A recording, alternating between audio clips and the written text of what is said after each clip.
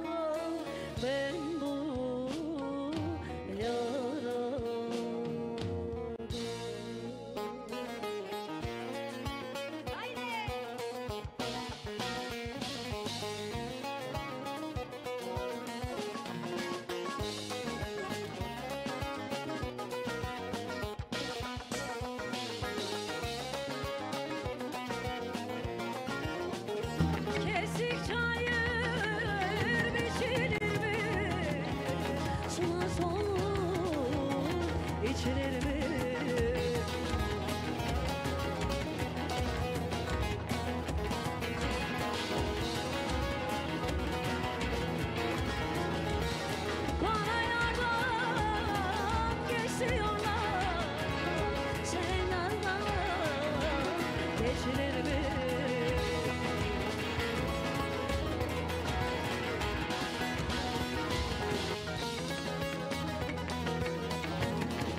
Aman desinler desinler şeker yesinler, şokuz olana yanlış desinler. Aman ben yandım yandım yandım yandım yandım, ellerim memleketinde alemim kaldı. Aman desinler desinler şeker yesinler, şokuz olana yanlış desinler.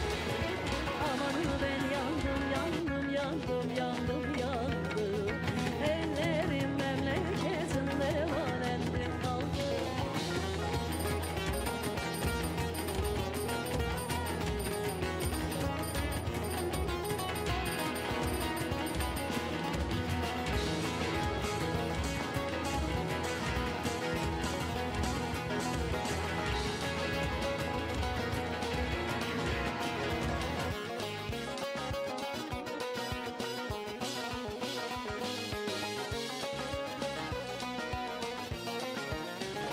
Ankara'nın tren yolu gah eğri gah doğru.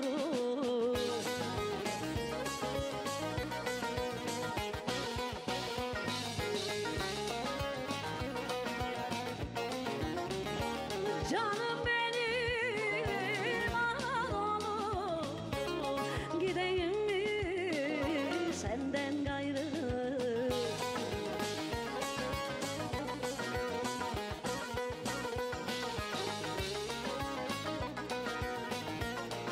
Aman desinler desinler şeker yesinler, şahıs olana yanmış desinler. Amanını ben yandım yandım yandım yandım yandım, ellerim memleketinde alemim kaldı. Aman desinler desinler şeker yesinler, şahıs olana yanmış desinler. Amanın ben yandım yandım yandım yandım yandım, ellerim memleketinde alemim kaldı. Teşekkürler. Arkadaşlar elinize, emeğinize, yüreğinize sağlık. Alışkanlık oldu ya şimdi.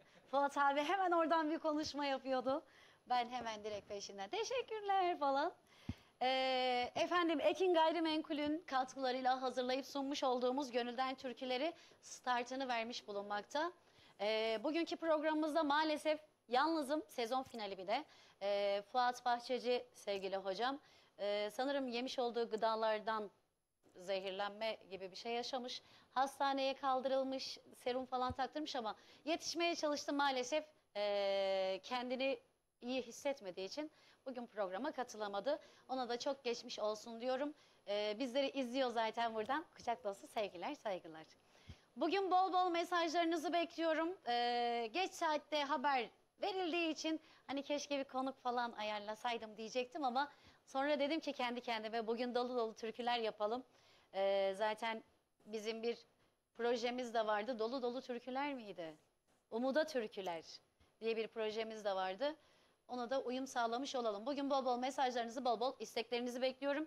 Çünkü ben çok fazla konuşmayı beceremiyorum ama türkü söylerseniz nacizane yerine getirmeye çalışıyorum. Deyip mesajlara başlamadan önce alt bant reklamlarımıza bir teşekkür edeyim ben. Figür sahne sistemleri, Filiz Altınay, o ben. Benim yerim, sahneye dair her şey bulabilirsiniz. Turnalar, müzik, İbrahim Akkaya bizleri izliyor buradan dostlarımız. Selamlar olsun İbrahim hocama da. Çok güzel eserlere, çok güzel altyapılara imzalar atıyor. Benim şu son dönemlerde çalıştığım ve çalışmaktan mutluluk duyduğum İbrahim Akkaya hocamız var. Onun dışında Takıntı Çiçek, Murat Doğan, Tokat Reşaniye'de selamlar olsun. Görem Kafe Restoran, İbrahim Yıldız. Ben geçenlerde takip edenler biliyorlardır. Geçen bir 4-5 gün öncesi Tokat Reşaniye'deydim. Oraya gidince İbrahim abi dedi ki kebap yemeden gönderme. Kebabı yedikten sonra dedim ki abi senin o muhteşem kebabını benim anlatmam lazım. Çok muhteşem bir yer. Doğasıyla, işte görselliğiyle, yemekleriyle, hizmetiyle, sunumuyla muhteşem bir yer. Kesinlikle tavsiye ediyorum arkadaşlar. Mia Mobilya, Mustafa Kemal, Kılıçdemir şu an benim evimde çalışıyorlar. Benim mutfak dolaplarını yeni baştan yaptılar desem yeridir. Çok çok güzel oldu. Bunu da yapmasaydım olmuyordu tabii. Telefon sesini kapatmayan da ne bileyim yani. Değil mi? Hemen oradan tepkiler geliyor. Muhteşem mobilyalar yapıyorlar, gerçekten öyle. Sayfamda paylaşacağım. Evinizi değiştirmek isterseniz mutfak dolaplarını ya da işte ekstra gardırobı, ne gerekiyorsa mobilyaya dair her şeyi muhteşem yapıyorlar. Ellerine, emeklerine sağlık. Ben resimlerimi de gördüm. Ben buraya geldikten sonra bitti montaj olayı. Muhteşemdi. Ellerinize sağlık tekrar. Ve Ekin Radyo bizim vazgeçilmezimiz. Arabalarımıza bindiğimizde ya da iş yerlerimizde radyoyu açtığımız zaman ilk çalan radyodur. Türkü radyosudur diyelim. Şuradan hemen bir türkü daha yapalım mı arkadaşlar? Hemen. Do. Şey yapalım. O senin isteğin vardı ya. Bir acı rüzgar esince. Programın başlangıcında onu söyleyelim dedik ama sonra vazgeçtik. Değiştirme yaptık.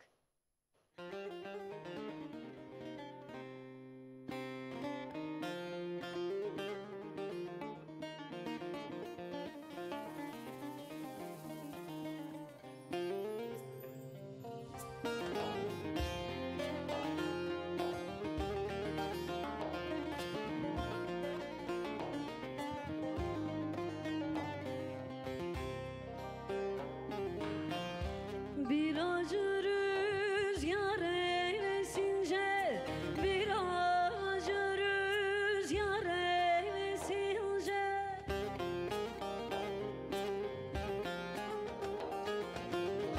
sallamadık dal mı dal kalır, leyli de leyli, leyli de leyli, leyli de leyli. Sallamadık dal mı dal kalır, leyli de leyli, leyli de leyli. Dost dostunu arzu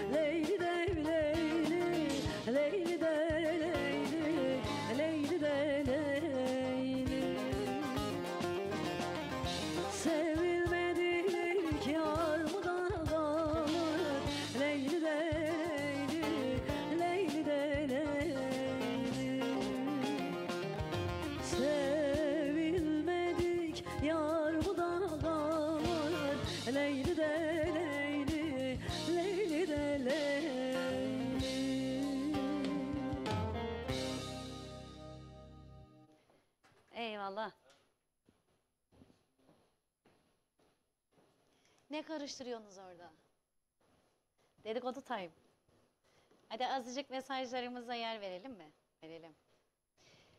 İyi yayınlar Filiz abla. Antalya'dan Buse ben. Enerjine bayılıyorum. Senden bu akşamki bütün türküleri aileme armağan etmeni rica ediyorum demiş. Teşekkür ediyorum. Bu arada arkadaşlar bir klip yayınlayalım. Fuat abiden veya benim eserlerden hangisini derseniz artık. Önce bir Fuat abiden, evet Fuat abiden bir eser yayınlayalım. Ondan sonra benim kliplere geçiş yaparız.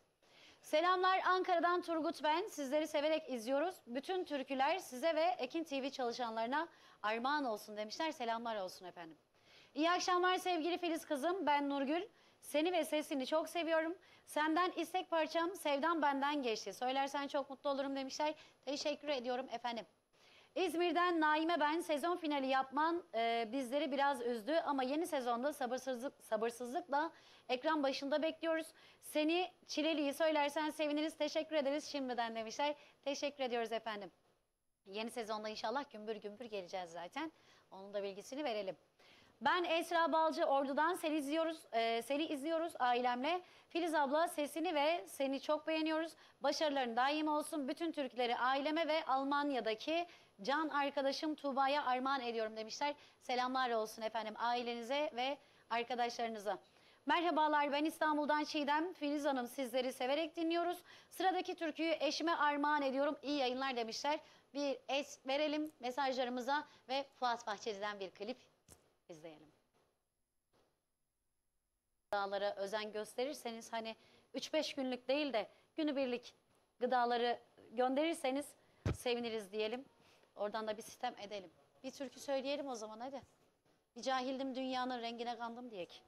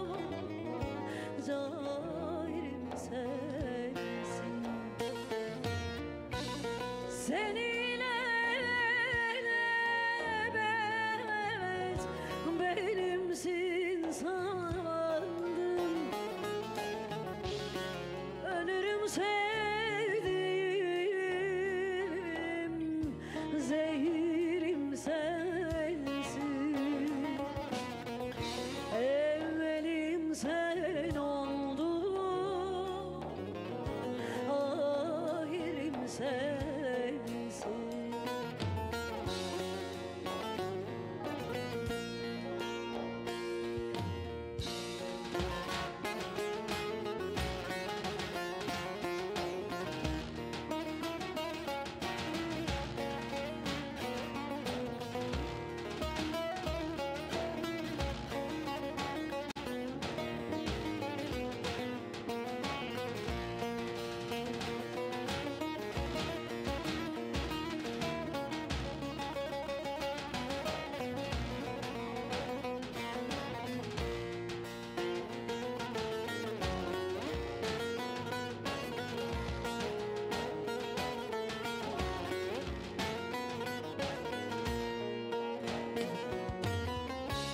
Sözüm yok şu bende, kırıldım. Gidip başka dala sarıldım. Gönlüm inanmıyor ayrıldığına. Gözyaşım sel oldu, ahirim sensin.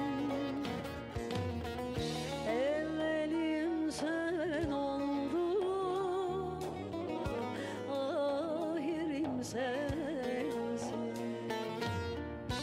Gönlüm inanmıyor ayrıldığına. Gözyaşım sen oldun, kahirim sensin.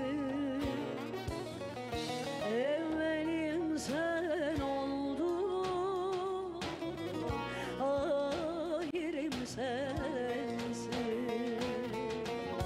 Ahirim sensin. Ahirim sensin.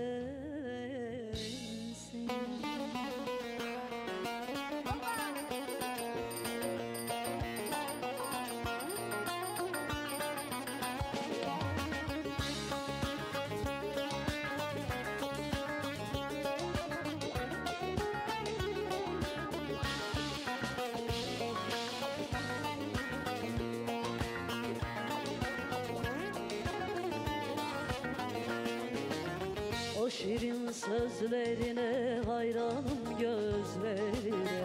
Bakmam el yüzlerine, gel yanıma gel. Gel gel gel yanıma gel. Gel yanıma gel. Gel gel gel yanıma gel. Aman eller duymasın, sakın kimse görmesin. Aman eller duymasın, sakın kimse görmesin. Zalim anam fark etmesin. Gel yanıma gel. Gel gel gel yanıma gel. Gel yanıma gel. Gel gel gel yanıma gel.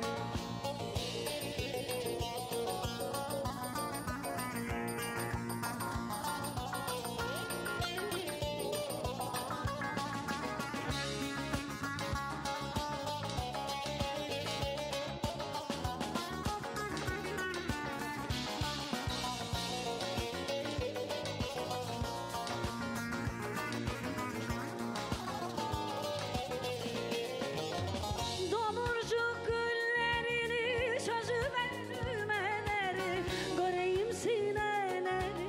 Gel yanıma gel. Gel gel gel yanıma gel.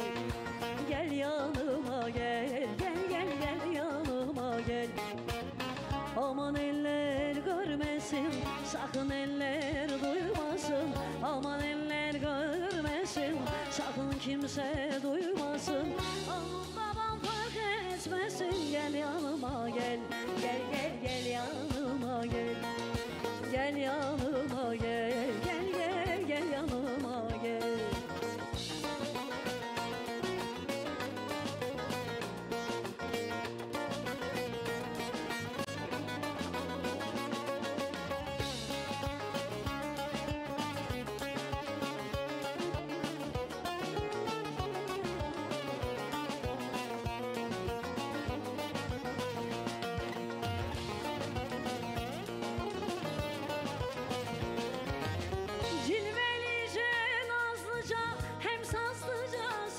gece yar gizlice gizlice gel yanıma gel.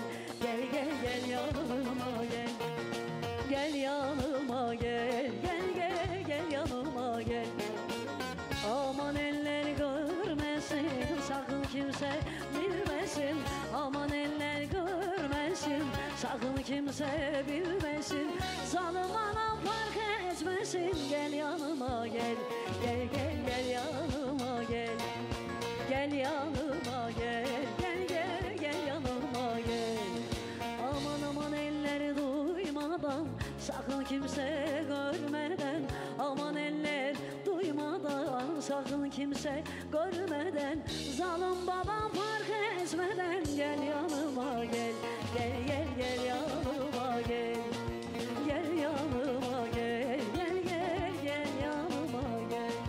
Gel yanıma gel. Gel gel gel yanıma gel.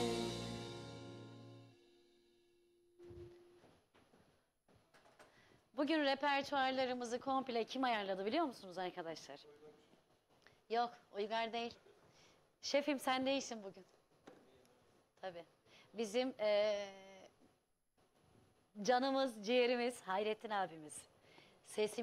Sesimize ses katan, gönlümüze neşe katan. Ne diyeyim ki? Seni nasıl anlatsam bilmiyorum ki ihtiyar ama çok seviyoruz seni. İyi ki varsın.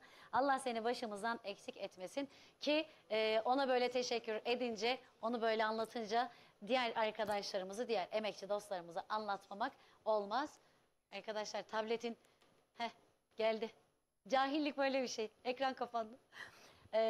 Yönetmen koltuğumuzda Tuğçe Hanım var. Sanırım mesajlarımızda Devran Bey var. Bizim teaserlarımızı hazırlayan, bizim reklamlarımızı hazırlayan canımız ciğerimiz kardeşimiz İsmail'imiz var. Yine aynı şekilde Murat abimiz kamerada, Eslem'imiz benim canım böyle alttan yukarıya doğru. Eslem'imiz var. İyi ki varsınız. Bu arada çayımızı, suyumuzu, sözümüzü, muhabbetimizi eksik etmeyen bir de Makbule ablamız var. Saydıklarım şu an burada olanlar. İyi ki varsınız. Allah eksikliğinizi göstermesin. Ne yapak? Neydik? Keşke şey yapsaydık. Böyle ekip arkadaşlarımızla birlikte bugün konuğumuz onlar olsaydı. Çok güzel olurdu. Ne zaman dedim? Haftaya yokuz anne. Yokuz. Şöyle mesajlarınıza yer vermek istiyorum ama biraz sonra. Şurada bir eserimiz vardı. Özel istekti. O eseri de yerine getirelim ki sonra Makbule ablam beni öldürmesin program sonrasında. Bir sazım diyelim mi? Do.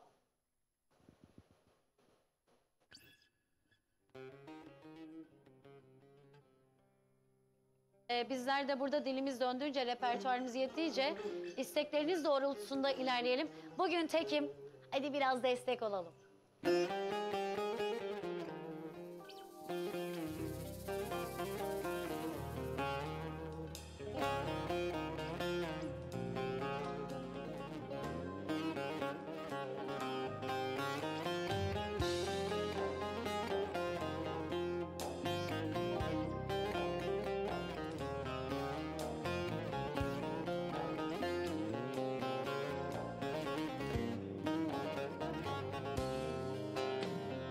Vay bu ne sitemdir, kimedir nazın, bir haykırsan duyulurdu avazın. Neden sesi gelmez tutan ağacın, kime küstün bugün çalmasın sazın. Neden sesi gelmez tutan ağacın, kime küstün bugün çalmasın sazın.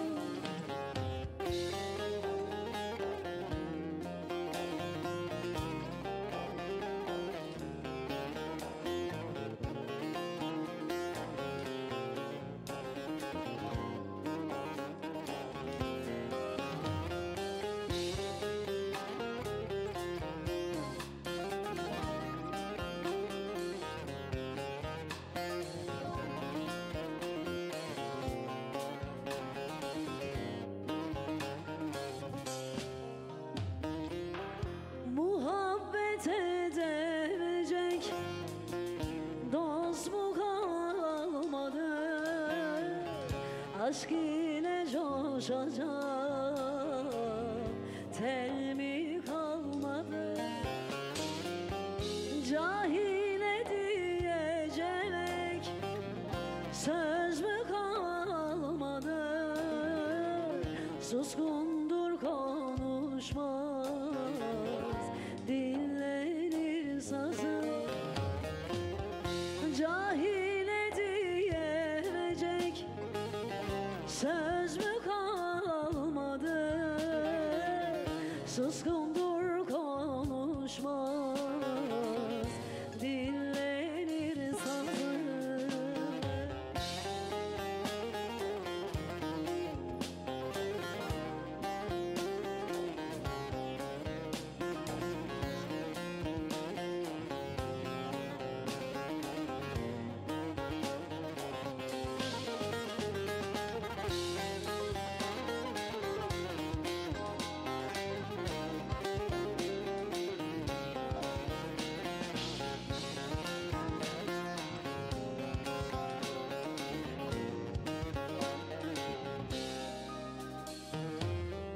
Anladım dertli misin sen de ben gibi?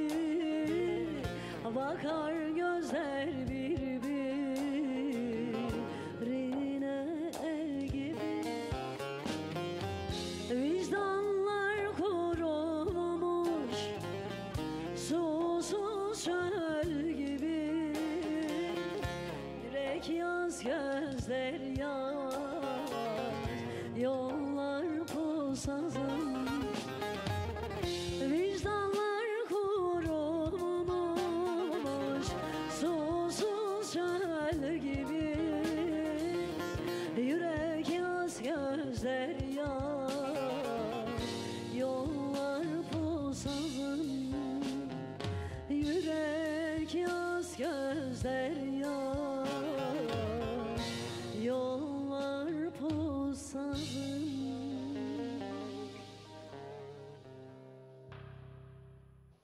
Makbule ablamın isteğini de yerine getirmiş oldum. Bir klip yayınlayalım arkadaşlar. Kliplerimizden birisini hazırdaysa. O arada ben şuradan sanırım tabletinizi bozdum. Onu bir düzenlersiniz. Olur mu? Bir klip yayınlayalım. Sonra hemen buradayız yine. Evet. Çileli isteği, Çileli eserinin isteği çok fazlaydı haftalardır ve ben klipten yana olmadığım için yayınlattırmıyordum. Kendim de söyleyeceğim deyip böyle dostlarımızı bekletiyordum. Nacizane isteği de yerine getirmiş olduk. Biraz mesaj okuyalım. Mesajdan sonra da bir elfida diyelim. Amasya'dan selamlar, hayırlı yayınlarınız olsun. Sıradaki parça Esmer Güzeline gelsin demişler. Selamlar, iyi akşamlar. Türkü ilaçtır. İlaçlardan eşim Aliye ve Aliye'ye ve Pozantı Aşçı Bekirli sakinlerine sıradaki türküyü armağan ediyorum. Elias Okutan Adana demişler. Selamlar olsun efendim. Geçmiş olsun Fuat Bahçeci'ye, programda yokluğu belli oluyor Filiz Hanım'dan. Ekin TV izleyicileri için Ah Yalan Dünyayı istiyoruz. Saygılar Ankara'dan Sait Doğan, selamlar olsun efendim. Evet, Fuat abinin yerini arıyoruz. İyi akşamlar, iyi yayınlar diliyorum Ankara'dan. Özlem ben, severek dinliyoruz sizleri. Filiz Hanım programınızı dört gözle bekliyoruz. Sıradaki türkü anneme gelsin demişler. Selamlar olsun annenize, ellerinden öpüyorum efendim. Merhabalar, Aydın'dan Merve ben. Sesiniz mükemmel, iyi yayınlar diliyorum ve sıradaki şarkı eser en yakınım Beyza'ya armağan olsun demişler. Selamlar olsun Beyza Hanım'a ve size. Malatya'dan selamlar, Onur ben. Sıradaki eser tüm sevdiklerime gelsin demiş. Selamlar olsun efendim. Hadi bir elfida diyelim. Bütün müzikseverlere de göndermiş olalım. Evet.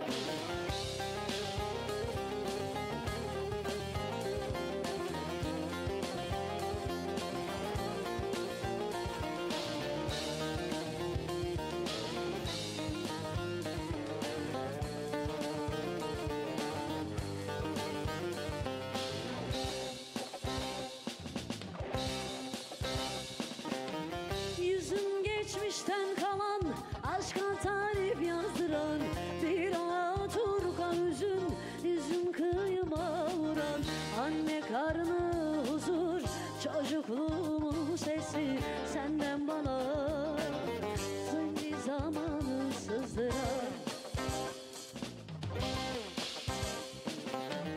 Şımartılmamış aşkın sessizliğe yakın, kim bilir kaç yüzyıldır sarılmamış kolların, sisliydi kirpiklerin ve gözlerin yağmurlu, yorulmuşsun hakkını almış yılların. Elfida, bir benalı başımsın elfida, beni fark etme sakın, omuzumda iz bırakmam, yüküm dünyaya yakın elfida, hep aklımda kalacaksın. Elfida, bir benalı başımsın elfida, beni fark etme sakın, omuzumda iz bırakmam, yüküm dünyaya yakın elfida, hep aklımda kalacaksın.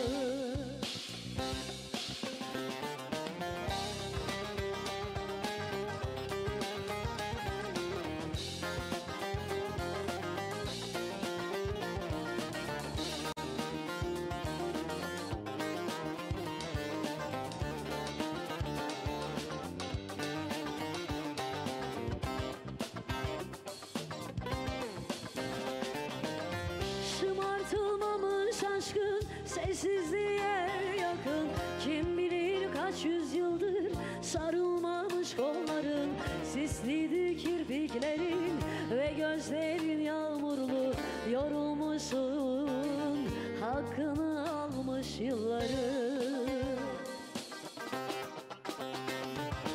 Elfida, bir benalı başımsın elfida, beni fark etme sakın, omuzumda iz bırakma, yüküm dünyaya yakın elfida, hep aklımda kalacaksın. Elfida, bir benalı başımsın elfida, beni fark etme sakın, omuzumda iz bırakma, yüküm dünyaya yakın elfida, hep aklımda kalacaksın.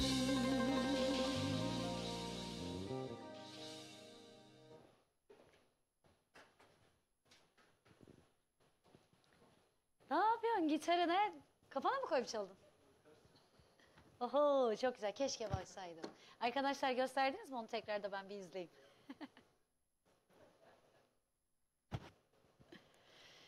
Evet, efendim Ekin Gayrimenkul'ün katkılarıyla hazırlayıp sunmuş olduğumuz Gönülden Türküler programı sizin isteklerinizle devam etmek istiyor. Bol bol mesajlarınızı bekliyorum. Mesaj hattımızı bir hatırlatalım. 0541 483 60 60 0541 483 60 60. İsteklerinizi, dileklerinizi yazıp gönderin. Ben de burada nacizane mesajlarınıza yer verip isteklerinize de yer vermeye çalışayım, olur mu? Bu hafta ne oldu biliyor musunuz? Ben bir boya işine girdim.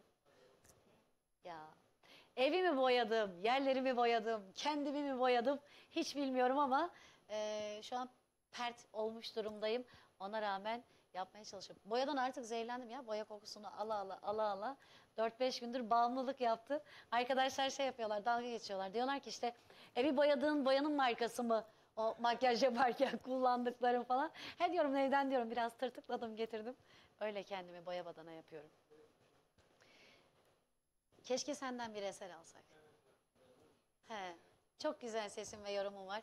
Lütfen bir tane eser hazırla. Sizlerden özellikle, Ayhan söylüyor mu bilmiyorum da, Baransel'in sesi de çok güzel. Hayır, Baransel'in sesi de çok güzel, ben biliyorum. Uygar'ın sesi de çok güzel. Hatta Uygar'ı daha önce çalıştığım bir mekanda dinlemiştim, şok olmuştum. Dedim ki benim programımda hiç türkü söylemiyordu. Benimle birlikte programlara giderken hiç türkü söylediğini duymadım. Arkadaşın sahnesinde türkü söylerken duyunca dedim ki hele soy kazığıma bak. Çok güzel söylüyorsun. Reklamlardan sonra mutlaka senden bir eser istiyorum. Arkadaşlar bir klip daha yayınlayalım. Ali hazırsa Ali'yi gönderelim. Klipten sonra da direkt reklama geçiş yapalım, olur mu?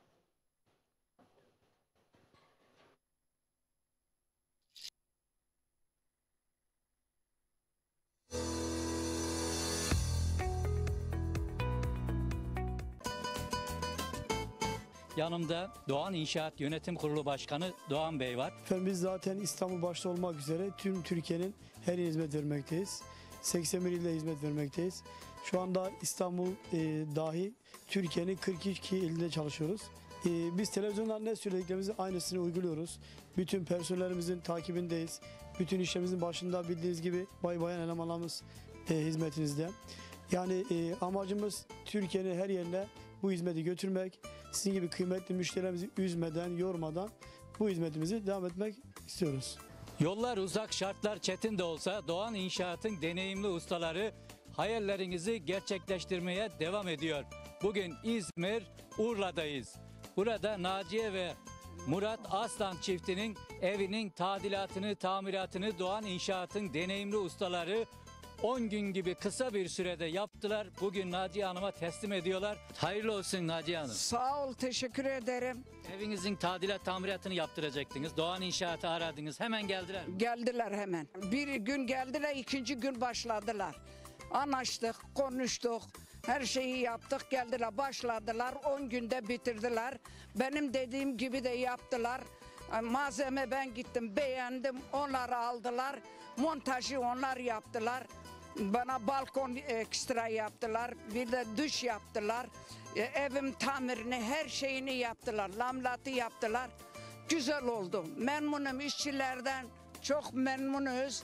Memnun kaldım. Evim yaptı, bitirdiler 10 günde. Teşekkür ederim onlara. Geldi baktılar, sözleşmenizi, Evet. anlaşmanızı yaptınız. Hemen işe başladılar. Evet. Size taahhüt ettiği günde bitirdiler mi? Bitirdiler, sağ ol.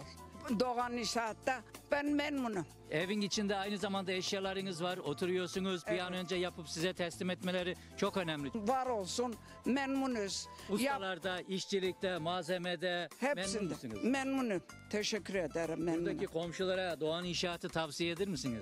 Tarif ederim, söylerim. Siz Tabii, içeride tabii. oturuyorsunuz. Bir an önce yapıp size teslim etmeleri çok önemli çünkü. Yaptılar, teslim ettiler. Sağ olsun, var olsun. Sözünde Aynı durdular. Durdular. İşçiler de çok iyidir. Bize iyi davrandılar, iyi yaptılar. Memnunuz. Malzemeyi siz mi beğendiniz, onların beğendi? Biz beğendik, onlar da aldılar. Yani Memnunum komple yani. tadilat, tamirat yapmışsınız. Camlarını, kapılarını. Hepsini yaptılar. Güzel taktılar. Bugün bitirdiler. Memnunum. Sağ olsun, var olsun. Türkiye'nin markası, çözüm ortağınız Doğan İnşaat sizler için çalışmalara devam ediyor. Bugün Kahramanmaraş Pazarcık merkezdeyiz. Deprem bölgesindeyiz. Buradaki bu acıları yaşayan tüm vatandaşlarımızın acılarını paylaşıyoruz. Geçmiş olsun diyoruz. Burada Hüseyin Bey'in evinin şu anda tamiratını, tadilatını Doğan İnşaat'ın ekipleri üstlendiler. Çalışmalar devam ediyor. Doğan İnşaat Türkiye'nin şu anda 54 noktasında çalışmalara devam ediyor. Doğan İnşaat sizler için çalışıyor. Yaşam alanlarınızı inşa ediyor, güzelleştiriyor, daha konforlu, daha yaşanılabilir alanlar sizlere sunuyor. Sizler hayal edin, Doğan İnşaat'ın ekipleri gerçekleştirsin. Hüseyin Bey'e teşekkür ediyoruz. Doğan İnşaat'ı tercih ettiği için sizler de Doğan İnşaat'a, inşaat adına A'dan Z'ye ne yaptırmak istiyorsanız alt banttaki numaralarda ulaşabilirsiniz. Bu bölgedeki depremde en çok 1. ve 2. katlar zarar görmüş. Duvarlarda çatlaklar oluşmuş, bazıları yıkılmış. Yapılan kontrollerde kolon ve kirişler zarar görmemiş, sağlam olduğu için hafif hasarlı raporu verilerek tadilata karar verilmiş. 1. katın duvarları tamamen yeniden örülerek kaba ve ince sıvası yapılıyor. Devamında parkeler, fayanslar, elektrik, su tesisatı, boyası, zarar gören kapı penceresi, dolabı, çatı, komple tadilat ve tamiratı yapıldıktan sonra Hüseyin Bey'e pırıl pırıl teslim edilecek. Hayırlı olsun diyoruz. Güle güle otursun. Allah bir daha memleketimize böyle acılar yaşatmasın diliyoruz. Çözüm ortağınız Doğan İnşaat hayallerinizi gerçekleştirmeye devam ediyor. Bugün Aydın, Didim, Akbük'teyiz. Burada Hakizar Kaya hanımefendinin villasının bugün Doğan İnşaat'ın deneyimli ustaları temelini atıyorlar. Yanımızda Doğan İnşaat'ın genç mühendislerinden Yasin Ergüven var. Yasin Bey, burada Hakizar Kaya hanımefendinin villasının bugün temelini atıyorsunuz. Ne zaman bitirmeyi hedefliyorsunuz? Ve burada nasıl bir inşaat yapıyorsunuz? Burada radyo temel tasarladık. Radyo temel olarak çözdük statiğimizi. Radyo temelimizi bugün atıyoruz. İşlemlerimize yaklaşık 2 gün önce başladık. Hafriyattan sonra gura betonumuzdan sonra tekrardan membran işlemi, bohçalama işleminden sonra tekrardan koruma betonundan sonra temelimizin demirlerini bağladık, radyo temelimizin. Şimdi de radyo temelimizin betonunu atacağız. İşlemlerimiz tüm hızıyla devam edecek. 20 gün içerisinde bitirmeyi planlıyoruz kaba inşaatımızı. Planlarımızı, programımızı buna göre yaptık. Zaten söz verdiğimiz tarihlerden daha önce işimizi her zaman bitiriyoruz. Radyo temel kullandınız. Evet, burada radyo temel kullandık. Diğer şantiyelerimizde de biz zemin etütlerimiz sonucunda hangi değerler çıkarsa zemin güçlendirme de olsun, ondan sonra temelimizin kalınlaşması olsun, radyo temel olsun hesaplandıktan sonra ona göre işlemlerimiz ve statik projemiz ona göre çiziliyor. Buradaki şantiyenin tüm işlemlerini siz takip ediyorsunuz. Bize vereceğiniz bir vekaletle biz bütün belediye işlemlerini, devlet işlemleri sizin adınıza yürütüyoruz. Siz oturduğunuz yerden sadece işlemlerden haberdar oluyorsunuz. Başka hiçbir şey yapmanıza gerek kalmıyor. Biz sizin adınıza işlemleri gerçekleştirdikten sonra inşaatımıza başlıyoruz. Söz verdiğimiz sürenin daha da bir altında inşaatımızı size teslim ediyoruz. Siz de inşaat yaptırmak istiyorsanız, çatınızı yeniletmek istiyorsanız, mantolama işlemleri yaptırmak istiyorsanız Doğan İnşaat ailesi sizin yanınızda. Doğan İnşaat'a ulaşmanız yeterli. Aşağıdaki numaralardan Doğan İnşaat'a ulaşabilirsiniz. Kalitenin ve güvenin adresi Doğan İnşaat. Siz hayal edin, biz gerçekleştirelim. Bugün İzmir, Buca'dayız. Doğan İnşaat'ın deneyimli ustaları burada. Emekli öğretmenimiz Tülay Adıgüzel hanımefendinin villasının temelini bir ay önce atmışlardı. Bugün kabasını tamamladılar ve hemen incesine başlayacaklar. Bir an önce Tülay Hanım'a teslim edecekler. Hayırlı uğurlu olsun Tülay Hanım. Teşekkür ederim, sağ olun. Evet, siz eğitimcisiniz. Yeni emekli olmuşsunuz galiba. Hayırlı olsun o da. Teşekkür ederim. Evet, ben uzun yıllar öğretmenlik yaptım.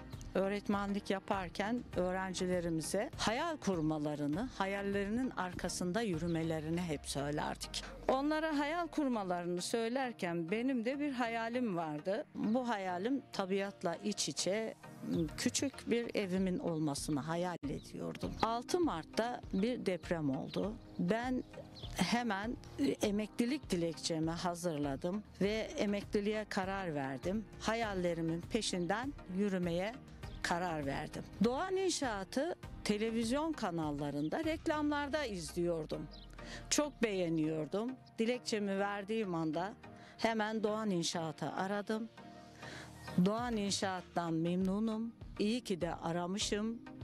Doğan İnşaat'ta genç mühendisimiz Halil Bey benim şansım oldu. Her aşamasını inşaatın bana tek tek videolarla, resimlerle izleterek, göstererek bilgilendirdi. Tülay Hanım, şu ana kadar çalışmalarda, ustalarda, malzemede memnun musunuz Doğan İnşaat'ta? Memnunum. Son derece mutluyum. Tek kelimeyle Doğan İnşaat diyorum. Mühendis Halil Bey bana teker teker anlattı. Demirini, çimentosunu, hangi işleri yaptıklarını, hangi malzemeyi kullandıklarını. Şu anda geldiğimiz noktadan memnunum. Teşekkür ediyorum Doğan İnşaat'a. Haydar Bey, biz başlayalı yaklaşık 25 gün gibi bir süre oldu. Ekiplerimizin başındayız. Bütün Türkiye'de olduğumuz gibi burada Buca'da da ekiplerimizle koordine bir şekilde inşaatımızı sürdürmekteyiz. İşverenimiz bizimle beraber yaklaşık 2-3 güne bir inşaatımızda görüş birliğine vararak imalatlarımızı sürdürüyoruz. Biz burada Buca'da 1+1 üzerine 2 katımızı 50-50 yaklaşık 100 metrekareyi 25 gün gibi bir süre tamamladık. Bugün kavasını kendilerine teslim ediyoruz. Doğan İnşaat ailesine geldiler. Öncelikle biz ekip olarak bir projelendirme işlemine girdik.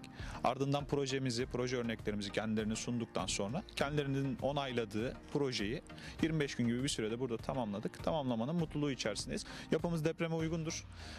Statik açıdan herhangi bir sorunu yoktur. Projelendirdiğimiz gibi kendilerine teslim ediyoruz. Biz kendilerine tekrardan Doğan İnşaat tercih ettiği için ben Halil Ünlü teşekkür ediyorum. Bugün Balıkesir Gömeç'teyiz. Burada Hüsmen Akdeniz komutanımın eşi Zübeyde Akdeniz hanımefendi yanımızda. Doğan İnşaat'ı tercih etmemizin sebebi kaliteli, temiz, titiz, sabırla her şeyi yapmalarıdır. Kısa sürede bu kadar siz takdir edersiniz ki yazlık yerlerde nedense bu tür işler çok zor oluyor. Neden? Usta bulmak zor bir kere. Yaz olduğu için sucusu bugün geliyor, dolapçısı bir ay sonra geliyor, fayansçısı 2 hafta sonra geliyor. Ama Doğan İnşaat bize bu kolaylığı sağladı. Hepsi birlikte. Mihriban Hanım onun gayretleriyle, çalışkan elemanlarıyla hiç problem yaşamadan her ne istediysek, dediysek ki ben biraz zor insanımdır. Kolay kolay beğenemem. Hepsini yerine getirdiler. Ben çok çok teşekkür ediyorum. Bakın bir ay olmadan her taraf bitti. Neler yapılmadı ki şu evde? Banyo fayansları, duşakabinler, lavabolar, dolaplar.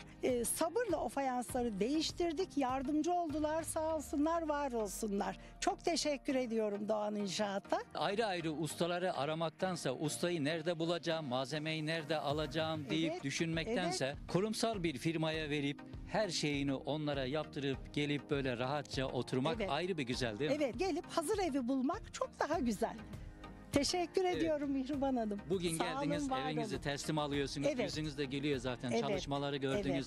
İşler bittikten sonra etrafı topladılar, çöplerini de alıp götürdüler. Götürdüler, sağ temizlediler. Bu da olsunlar. çok Ben de onlara çok teşekkür maksadıyla bir masa hazırlıyorum. Biraz sonra hep birlikte çayımızı içeceğiz. Evet, memnuniyetin bir Pastalarımızı ifadesi yiyeceğiz. olarak bize pasta getirmişsin. Evet. Ellerine sağlık. Teşekkür ediyoruz Biz ayrıca. teşekkür ederiz. Sağ olun, var olun. Eşim de az önce söylediği gibi en önemli şey bir işi zamanında bitirecek, ekip halinde işi yapacak insanları bulabilmekti. Bu çok önemliydi. Biz de yani 20 iş günü gibi kısa bir zaman içerisinde bu iş bitti. Çok teşekkür ediyorum bütün çalışanlarına. Sistemli işler yapan insanlarla çalışmak güzel bir şey. Az yoruluyorsunuz. Tercihimizin önemli, sebebi de zaten buydu. Çok teşekkür ediyorum tekrar.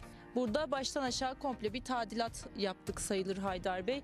Dış cephe mantolamamızı yaptık, eksizlere oluk iniş borularımızı yeniledik, yürüyüş yollarımızı komple yeniledik, 2 adet terasımızı komple yeniledik, iş yerimizin altı sıva boyasını yaptık, seramiklerimizi yeniledik. Yani ciddi anlamda güzel bir değişim oldu. Yani 1. sınıf malzemeyle, 1. sınıf işçilikle işimizin hakkını vererek kendilerine teslimatı yaptık. Bugün Kocaeli Körfez Şirinyalı'dayız. Burada Orhan Dizman Bey'in evinin çatısını Doğan İnşaat'ın deneyimli ustaları yaptılar. Bugün Orhan Bey'e teslim ediyorlar. Orhan Bey hayırlı uğurlu olsun. Sağ olun, çok teşekkür ederiz. İyi ki Doğan İnşaat'a geldik ve onlardan bu işi yaptırdık. Çatıda sorun vardı. Evet. Yaptıracaktınız. Doğan İnşaat'ı aradınız. Hemen geldiler mi? Hemen geldiler. Ben inanamadım. 4 günde teslim dedikleri zaman inanamadım. Ama 4 gün içerisinde teslim edildi. Pırıl pırıl her taraf temizlenmiş vaziyette bana verdiler. Eksik olmasınlar.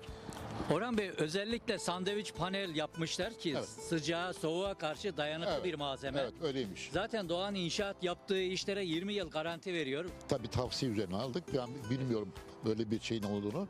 Seçerken söylediler böyle bunun fiyatı bu kadar, bunu şöyle. Biz onu tercih ettik ama fabrikada beyaz varmıştı. Onu da buldular. Artık söyleyecekler. Kiremit rengi istediniz siz. Aynen. Evet. Hepsini yaptılar. Ne dersek yapıldı. Ustalarda memnunsunuz. Memnun görmedim zaten ki ben ustaları falan görmedim. Arı gibi çalıştılar. Hem size hem çalışanlara Allah razı olsun, tertemiz bir şekilde geldiler. Sağ olun. Gününde teslim ettiler. Daha evvel teslim ettiler. Özellikle Orhan Bey 4 günde çatınızı yapıp size teslim edeceğiz dediklerinde İnanmadım. Abartılıyormuş gibi geldi ama değilmiş. Daha evvelden bitirdiler. Çok teşekkür ediyoruz. şu anda çalışmalar son aşamaya gelmiş. Evet. Bugün teslim ediyorlar sana. Evet. Sen de şu anda geldin Evet, buraya evet. gördün çalışmaları. ustaların çalışmasını, malzemeyi gördün. Çalışmalarda, ustalarda, şantiye şefimiz Bayram Bey'de memnun musunuz? Ben böyle bir şey görmedim hayatımda. Çalışan ustalar, bu binayı ben yaptırdım. Yaparken de benim anam ağladı. Doğan İnşaat'a çok çok teşekkür ederim. Tanışmaktan, böyle iş yaptırmaktan mutlu oldum. Biz zaten kendilerinden bırakmayacağız, daha başka işlerimiz de var. Eksik olmasın, bir dediğimiz iki olmadı. Yani bu düzenli çalışmada, zamanında gelmede, zamanında teslim etmesi çok önemli değil mi? Evet. Telefon ediyorum, telefonun bir dakika geçmeden beni arıyorlardı. Ben böyle bir çalışan görmedim. Gerçekten yani ben şu olarak söylemiyorum, çok memnunuz. Hem çalışandan hem yapılan işten memnunuz. Size de hayırlı olsun, Allah hayırlı işler versin. Evet. Çok memnunuz, sağ olun. Tanıdıklara, komşulara Doğan İnşaat'ı tavsiye eder misin? Hepsine tavsiye ederim. Bayram Bey bizim yakın, artık evladımız gibi oldu. Teşekkür ederim. Allah razı olsun. Sağ olun. Ellerinize sağlık. Allah size uzun ömür, sağlık, sıhhat ve bol kazanç versin.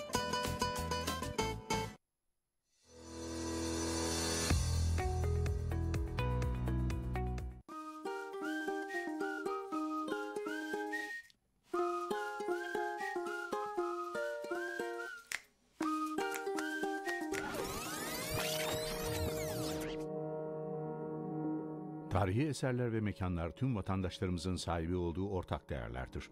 Onları korumak ve gelecek nesillere ulaştırmak hepimizin vatandaşlık görevidir. Kültür varlıklarına verilen her türlü zarar suçtur. Kültür varlıklarımıza sahip çıkalım, bu toprakların değerlerini hep beraber koruyalım.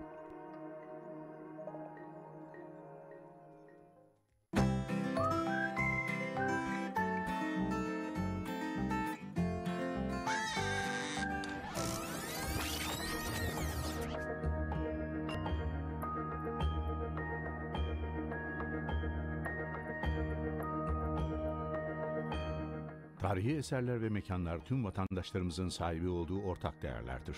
Onları korumak ve gelecek nesillere ulaştırmak hepimizin vatandaşlık görevidir. Kültür varlıklarına verilen her türlü zarar suçtur. Kültür varlıklarımıza sahip çıkalım, bu toprakların değerlerini hep beraber koruyalım.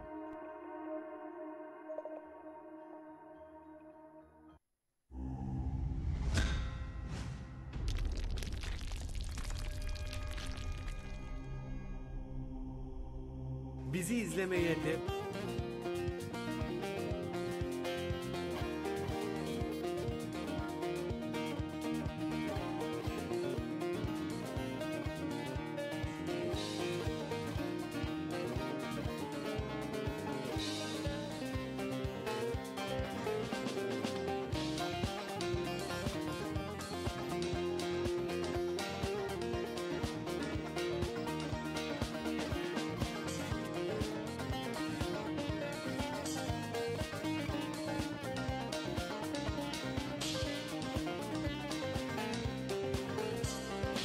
Al bilmez de derdini açsan ne fayda. Geçer ömür gider can baki sanma. Kul kusursuz olma sakın unutma. Yalana olmuş bu koca dünya, bu koca dünya.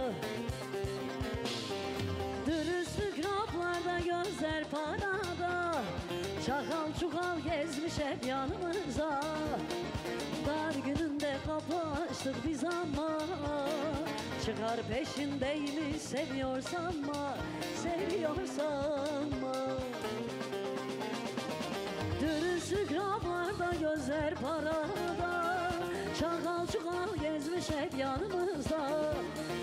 Dar gününde kapı açtık biz ama.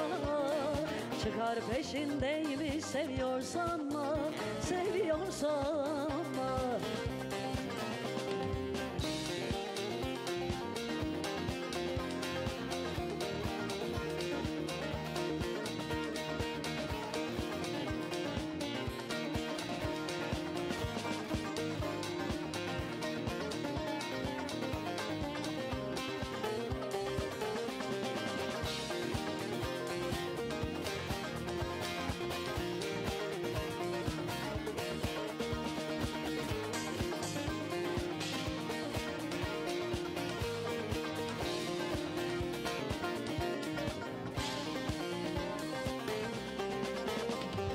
Şimdi para bitti kim var yanında?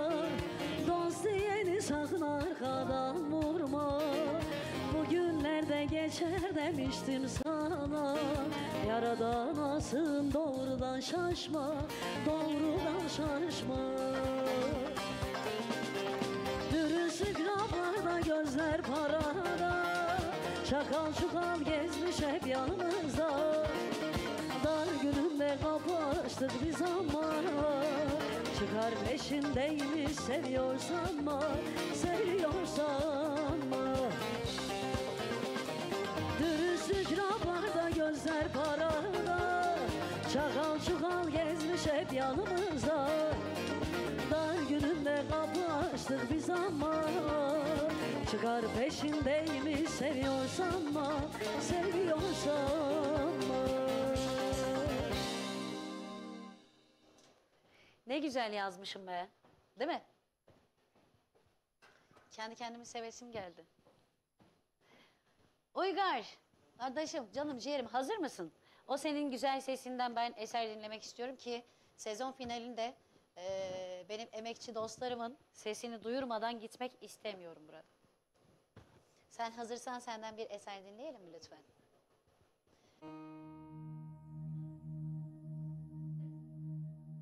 Gitarcı arkadaşımız, üstadımız, aynı zamanda benim ekibimin şefi kendisi. Ama çok güzel sesi var. Az önce dediğim gibi duyunca ben şok olmuştum. Sizlerle de paylaşmak istiyorum.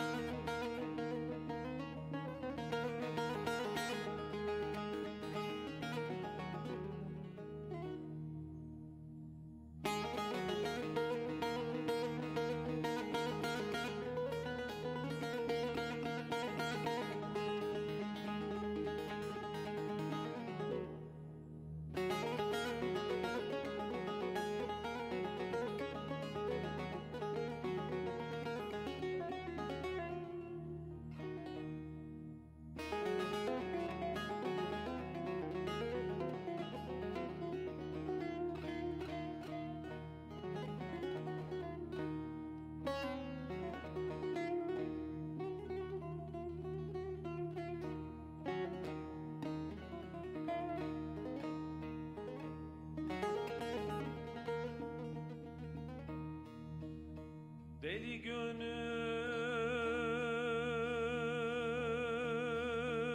mevlul olup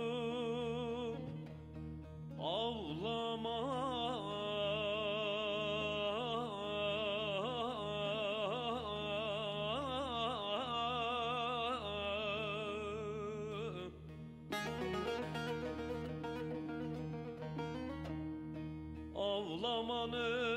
Ağlamanın elbet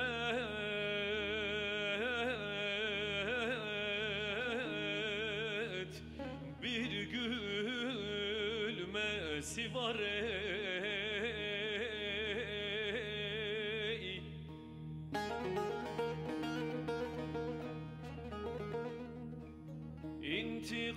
İntikama diye kalır mı sandın ey?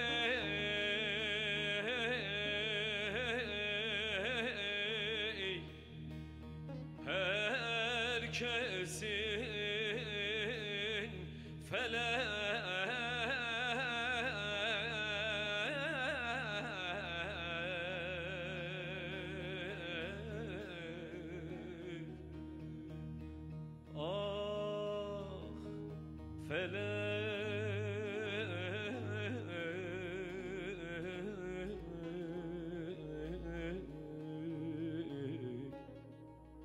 ettiği kadar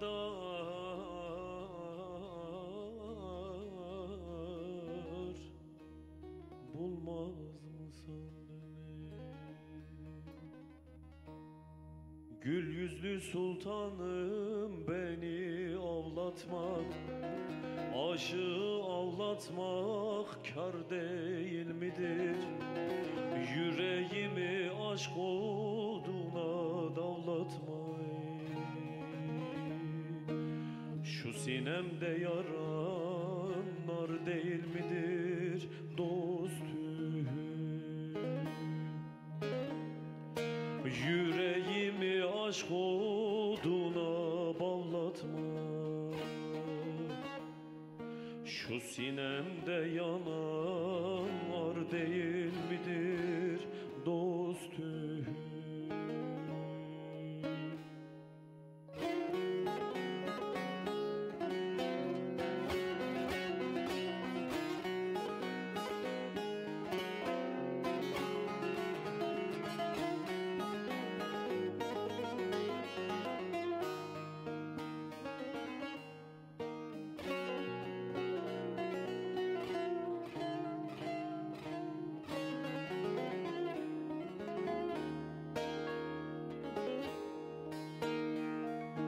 Her nereye varsam metin eylerim, senin hayalinle gönül eylerim. Senden başka kisbü kârı neylerim?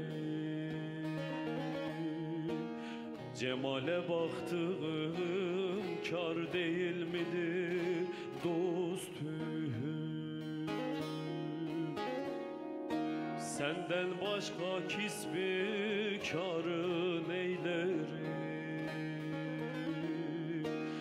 Cemale baktığım kâr değil midir dostum?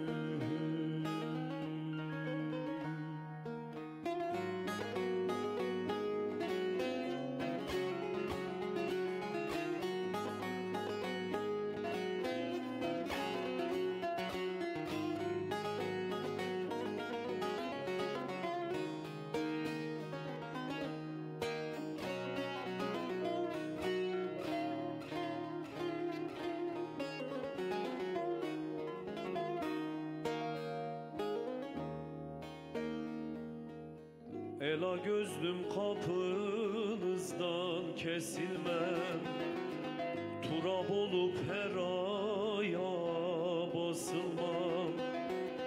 Garip Mansur gibi dara asılmam. Zülfün telin bana dar değil midir dostum? Dostun muhabbeti derunu dilden, alem bir yan olsa vazgeçmem senden.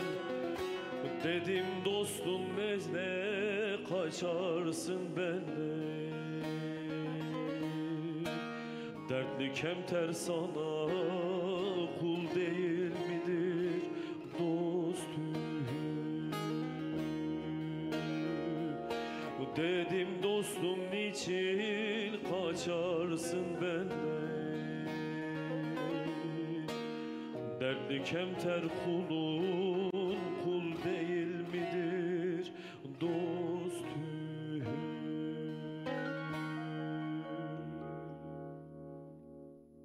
Ağzına yüreğine sağlık. Ne güzel söyledin. Allah derin derin ben daldım gittim. Baranser sen de hazırla. Bir eser okuyalım. Bir ruhumda sızı diyelim. Ondan sonra da senin o güzel sesinden bir eser alalım, olur mu? Haydi bakalım. İnternette problem olduğundan dolayı o altta geçen mesajlarınız bana düşmediği için arkadaşlar yer veremiyorum, okuyamıyorum. Kusura bakmayın lütfen. Evet, ruhumda sızı. Da.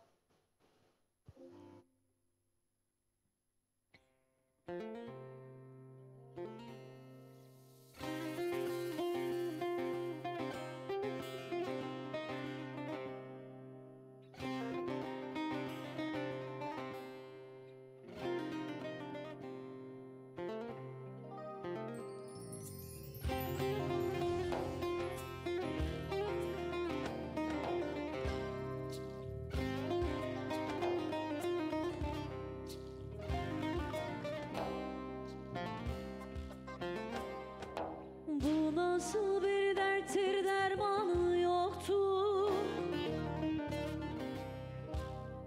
Bedenimde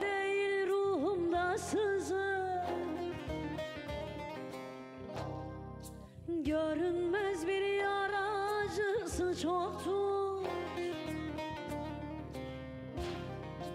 Bedenimde değil ruhumda sızı, oy oy ruhumda sızı, oy oy ruhumda sızı.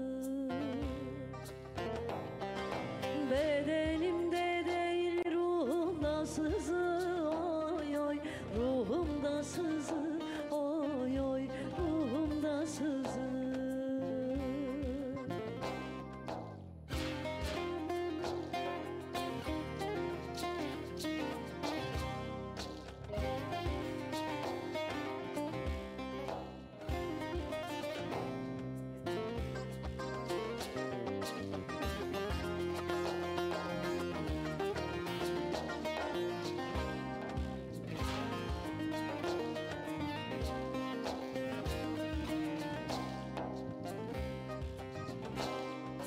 Kurşunsuz, hançersiz, kansız bir yara. Hiçbir tabip buna bulamaz çare. Keşke Mansur gibi çekseler dara. Bedenimde değil ruhumda sızı, oy oy ruhumda sızı, oy oy ruhumda sızı. Bedenimde değil ruhumda sızı, oy oy ruhumda sızı, oy oy ruhumda sızı.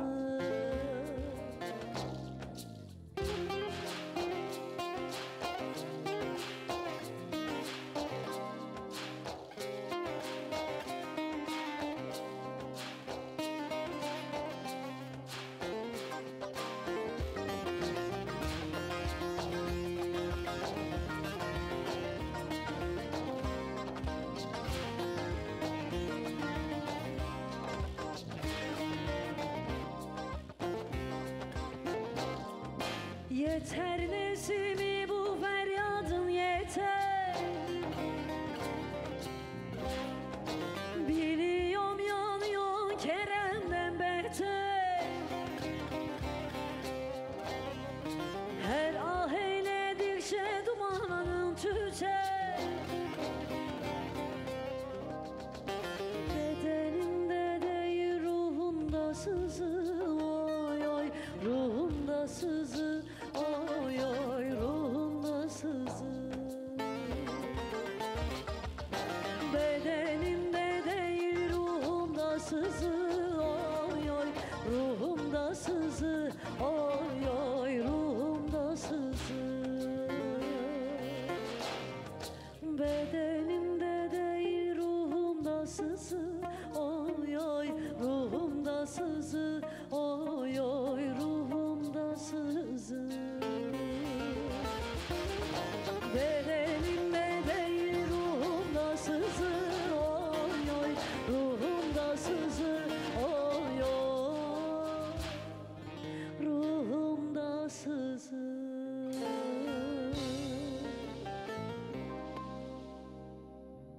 Elinize sağlık arkadaşlar. Barensel, kardeşim hazır mısın? Çok. Haydi o zaman. O bülbül sesini duyurayım bir. Seni meşhur edeceğim.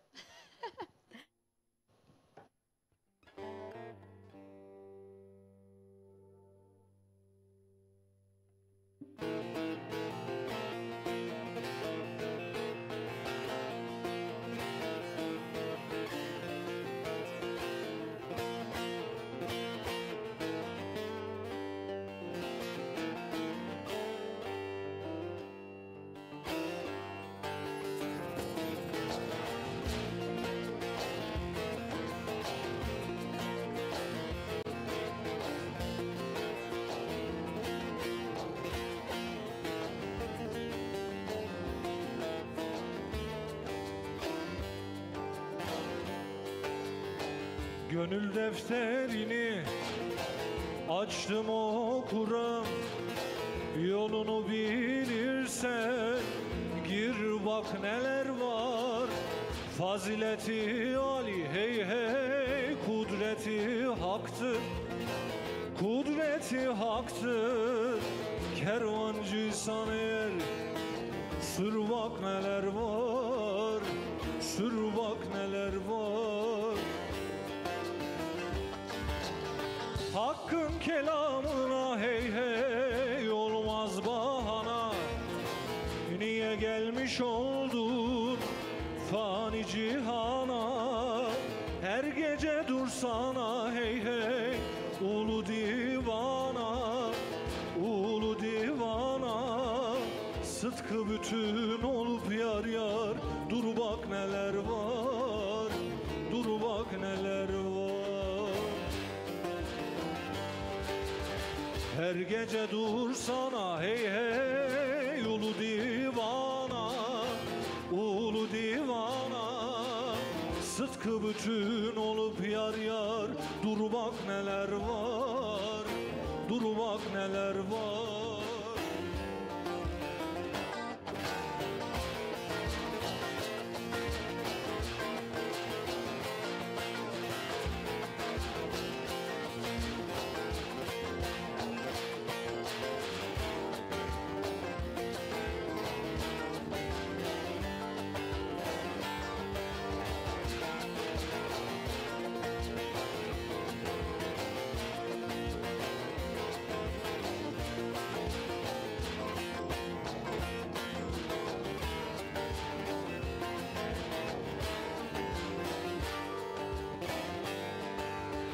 Dünyada gerektir, ahiret başta. Ne gezersin kardeş, dağ ile taşta. Nefsin ile uğraş, dur sen savaşta, dur sen savaşta. Sabır külün günün, vur bak neler var, kır bak neler var. Davut sular yem hey hey, çevrildim şaha. Üstadımla gittim ulu divana. Düldülü haliyle hey hey, devri devrana, devri devrana. Girebilirsen yar yar, gir bak neler var, gir bak neler var. Düldülü haliyle hey hey, devri devrana, devri devrana.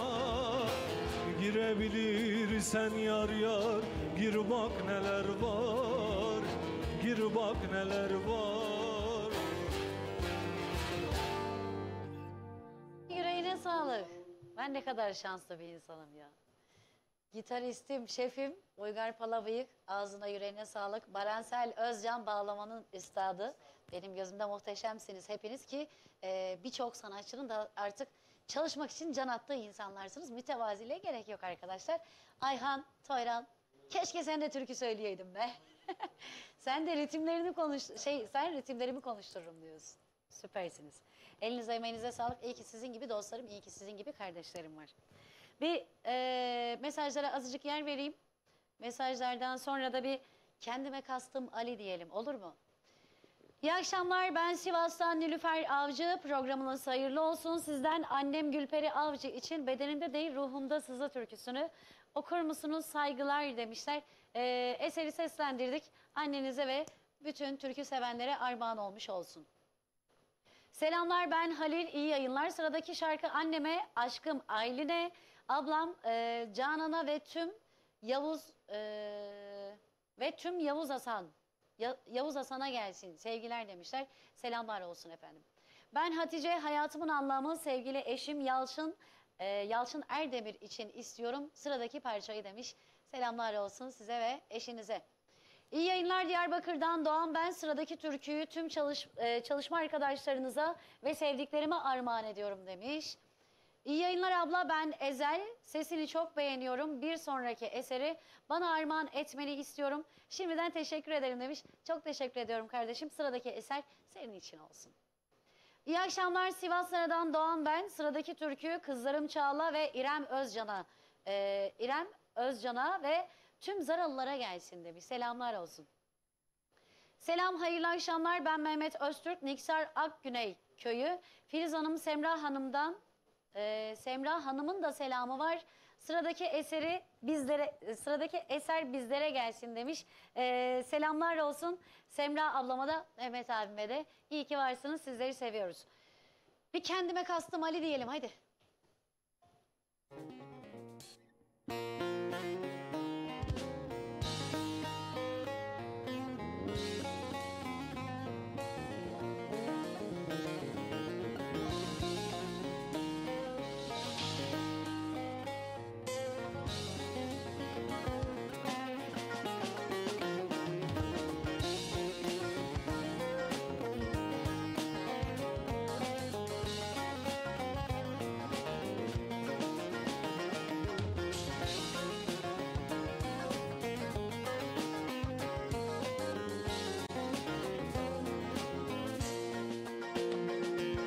Tozlu yollarına düştüm de geldim, haram ile kesmiş suyun başını, haram ile kesmiş suyun başını.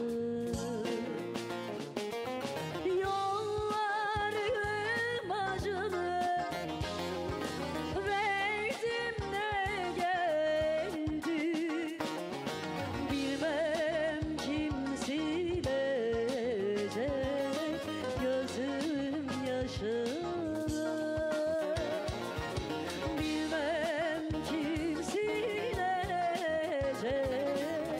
gözüm yaşını. Kendime kastım Ali, dağlara küstüm Ali, dar günde dostum Ali. Kınama hallarımı, bağlama dillerimi, açık et yollarımı. Kendime kastım Ali, dağlara küstüm Ali, dar günde dostum Ali.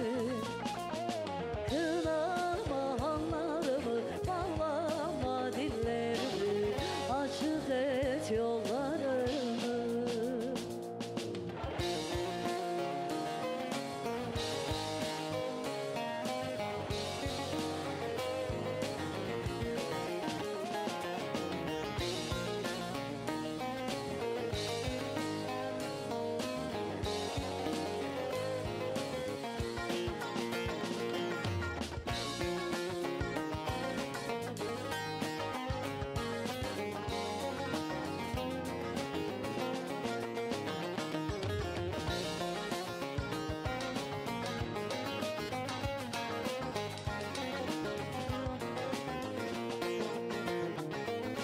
Zalımın elinde kapına geldi, kan gölü içinde bunadım kaldım, kan gölü içinde bunaldım kaldım.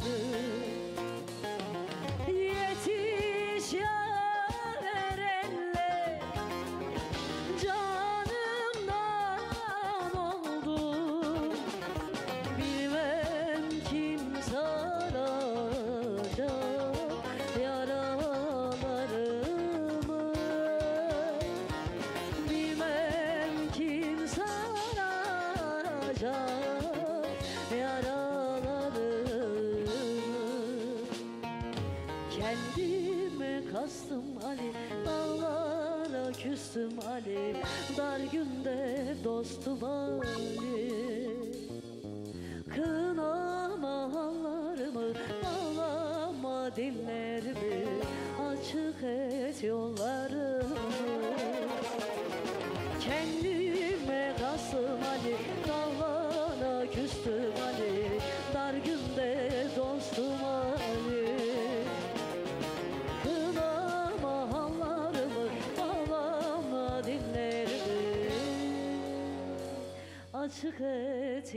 yollarımı.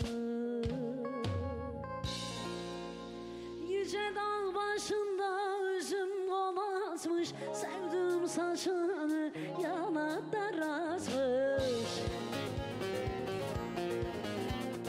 İkimizi bir meyvanın dalında, seni tatlı beni acı yaratmış. İkimizi bir meyvanın dalında, onu tatlı beni acı yaratmış.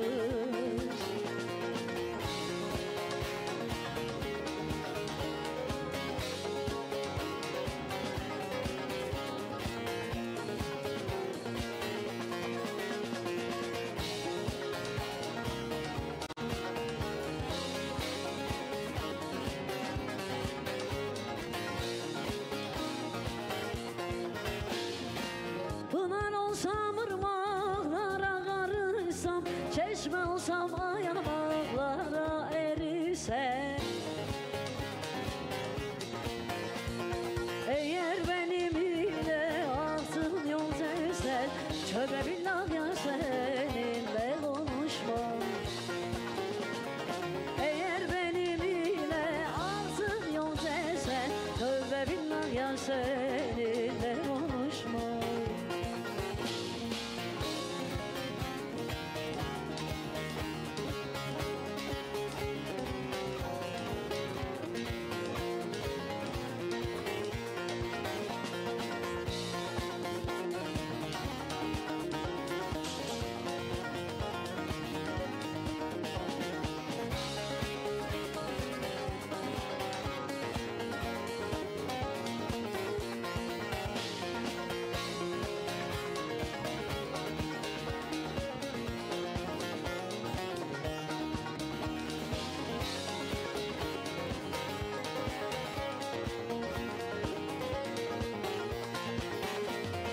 El vurup yaremi incitme tabip, incitme tabip.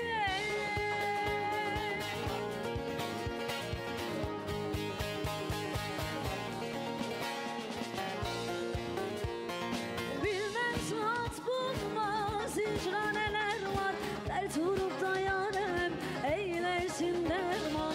Her can kabul etmez, viraneler var, viraneler var, viraneler var. Vay dünya dünya, yalansın dünya. Oy dünya dünya, zalimsin dünya. Can ile cananı alansın dünya, yalansın dünya. Vay dünya dünya, yalansın dünya. Oy dünya dünya, zalimsin dünya. Can ile cananı alansın dünya, yalansın dünya.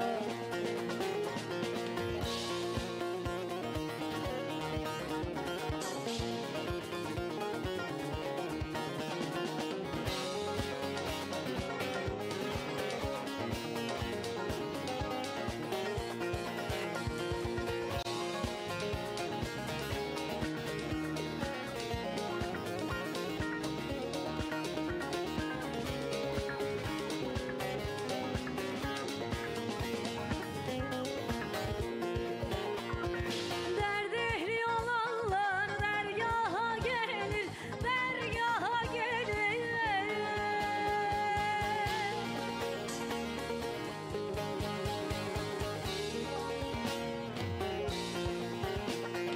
Elbette arayan dermanın bulur, sadık der ki kimde ne var kim bilir.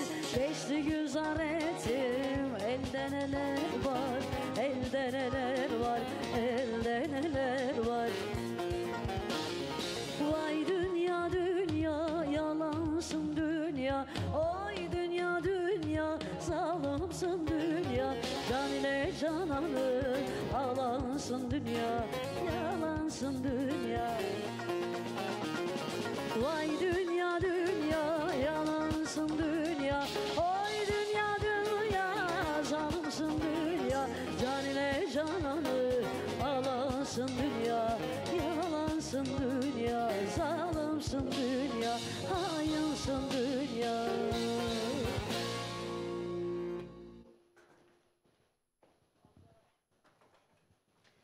oldu böyle peş peşe. Efendim, Ekin Gayrimenkul'ün katkılarıyla hazırlayıp sunmuş olduğumuz Gönülden Türküler programı sona ermeden önce ben bir kez daha alt bant reklamlarımızı anons etmek istiyorum. Figür sahne sistemleri, sahneye dair her şey, akla gelebilecek sahneyle alakalı her şeyi bulabilirsiniz arkadaşlar. Turnalar Medya, İbrahim Akkaya, Turna Baba, selamlar olsun, iyi ki varsın. Bu da stüdyoya dair sesle alakalı gidip böyle gönül rahatlığıyla altyapılarınızı yaptırabileceğiniz Üstad İbrahim Akkaya'nın olduğu yerde çok güzel eserlerin çıkacağından emin olun deyin. Kelimeyi de toplayamadım ama neyse. Takıntı Çiçek, Murat Doğan, Tokat Reşadiye'de benim canım ciğerim dostum, aynı zamanda kardeşim. Çok seviyorum kendisini, iyi ki var. Allah varlığını daim ettirsin. Yörem Kafe Restoran, İbrahim Yıldız. Tokat kebabını yiyecekseniz direkt Yörem'e gidin derim. Tokat Reşadiye'de muhteşem bir doğası, muhteşem bir manzarası ve muhteşem bir el lezzetleri var. Kaçırmayın bence. Mutlaka Reşadiye'ye yolunuz düşerse ya da Reşadiye'deyseniz Filiz Altınay'dan duyduk da geldik deyin. Gidin oraya güzel bir kebap yiyin. Mia Mobilya, Mustafa Kemal Kılıçdemir mi arkadaşlar? Yazamamışsınız soyadını tam. Çok teşekkür ediyorum. İyi ki varlar. Benim evimi değiştirdiler. Mutfağımı yeni baştan yaptılar. Daha bugün bitti. Resimlerini zaten Instagram hesabımda, hikayemde paylaşacağım. Mutfaklarınızı yenilemek isterseniz ya da evde mobilyaya dair ne yapmak isterseniz Mustafa abiden şaşmayın derim. Ekin Radyo bizim vazgeçilmezimiz. Araçlarımızda, iş yerlerimizde her zaman dinlediğimiz, türküleri dinleyebileceğimiz tek radyo adresi Radyo Ekin. Çok teşekkür ediyoruz. Bir klip yayınlayalım, bir klip daha yayınlayalım. Fuat Bahçeci'den Yüreğimin Sensiz Suları, Sessiz Suları mı? Sensiz Suları. Sizin Türkçe öğretmeniniz kimdi annem? Kim yazdı bunu bana? Türkçe öğretmeninize de selam söylüyorum buradan. Fuat Bahçeci'den bir klip dinleyelim. Ondan sonra programımıza veda etmek için bizler burada olacağız. Ekin Gayrimenkul'ün katkılarıyla hazırlayıp sunmuş olduğum Gönülden Türküler programı Eylül ayına kadar sezon finaline girmiş bulunmakta. Bugünden itibaren mesaj yazan, mesajlarıyla bizleri yalnız bırakmayan tüm dostlarımıza Ekin Gayrimenkul ve Ekin TV, ayrıca Ekin Radyo yönetim kurulu başkanlarına sonsuz teşekkürler ediyoruz bizlere kapılarını açtığı için. Ekin TV ailesi rejisinden mutfağına emeği geçen bütün emekçi arkadaşlarımıza ve benim birbirinden değerli üstadlarıma her hafta benim kahrımı çektiğiniz için çok teşekkür ediyorum. İyi ki varsınız.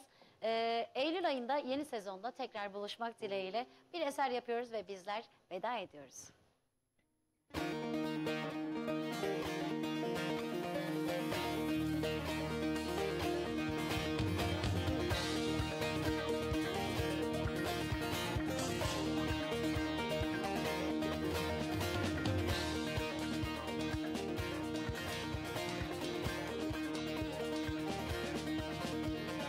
Kainatta bir zerreyim ben, kendimi bilmez miyim? Zerre içinde zerreyim ben, kendimi bilmez miyim?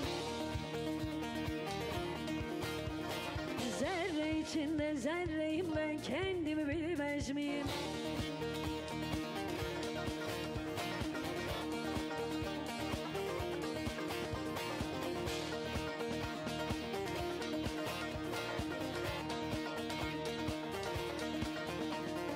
Denizlerden uholalı, denizlerden uholalı, döneklere yuh olalı.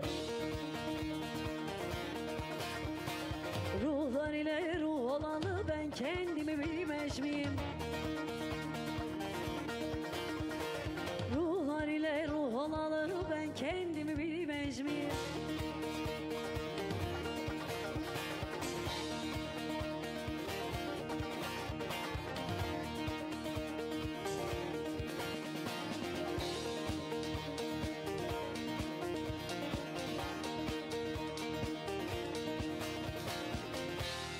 Günah bende hakir benim, günah bende hakir benim, hizmet ehli zakir benim.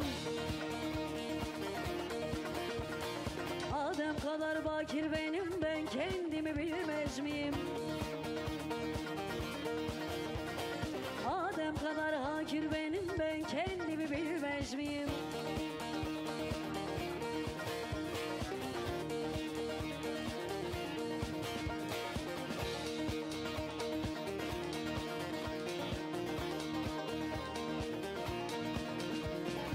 Daimiyem ben de, ben de, daimiyem ben de, ben de.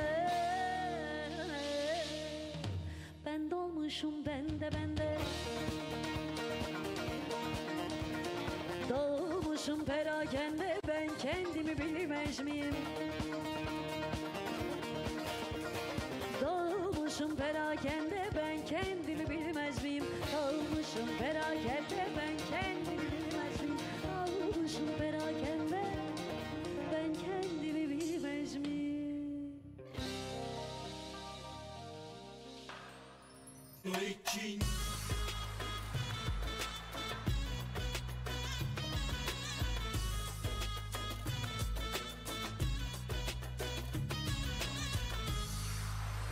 Radyo Ekin